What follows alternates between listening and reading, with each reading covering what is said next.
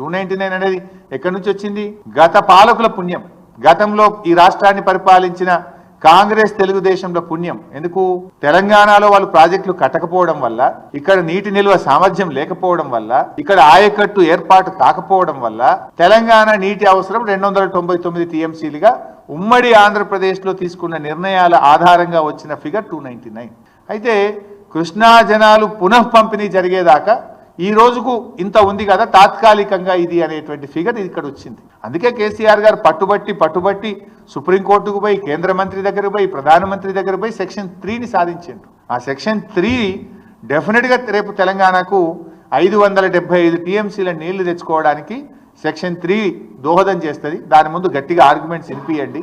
ఆ 575 టీఎంసీలు తెచ్చుకోవడానికి ప్రయత్నం చేయండి. కానీ మీన్ వైల్ ఈలోపు తెలంగాణకు అన్యాయం జరగదు. చూడండి, ఇంత స్పష్టంగా కనబడుతుంది. శ్రీశైలంలో 50 ఉన్నాయి, సాగర్లో 50 ఉన్నాయి, ఎండిడిఎల్ పైన ఉన్నాయి 100, అవసరమేమో 132.